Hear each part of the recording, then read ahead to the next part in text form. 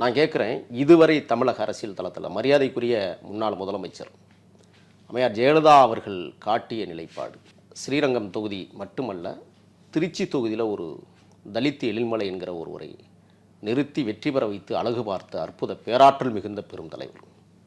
நான் மதிக்கிறேன். சில இடங்களில் எனக்கு அவங்க மீது கொஞ்சம் காழ்ப்புணர்ச்சி இருந்தது. இவங்க ஆட்சி முறையெல்லாம் பார்க்குற போது அவங்களே தேவலைன்னு தோணுது. இந்த திராவிட முன்னேற்ற கழகம் இதுவரை சமூக நீதி பேசி எந்த பறையர்குடி, பல்லர்குடி அல்லது இருளர்குடி, சோழகர்குடி அல்ல இவங்களுக்கு எங்காவது ஒரு அமைச்சர் பதவி கொடுத்த வரலாறு உண்டா? எங்காவது சொல்லுங்க.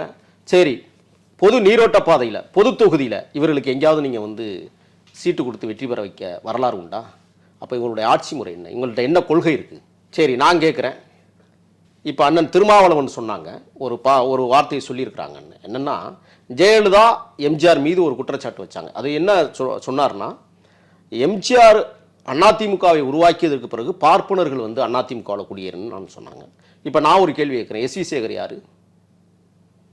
இப்போ வா மைத்ரேயன் போய் அங்கே பூந்துருக்கிறார்ல, ஆர்எஸ்எஸ்காரர், அவர் யார்?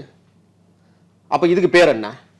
அப்போ பம்மாத்து அரசியல் தானே இந்த மக்கள்கிட்ட, பாமர மக்கள்கிட்ட நீங்கள் நடத்திட்டு இருக்கிறீங்க. இல்லை, ஒரு கட்சியிலேருந்து இன்னொரு கட்சிக்கு தாவறது அப்படிங்கிறது ஒரு தனிப்பட்ட விருப்பம் தானே. இவங்க இதுக்கு இவங்க தான் காரணம் நம்ம எப்படி சொல்ல முடியும்?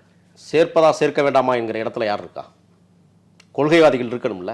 நாங்கள் பெரியார் வழி வந்தவர்கள் பீத்திக்கிறீங்கல்ல, பெரியார் மண்ணுன்னு சொல்கிறீங்கல்ல.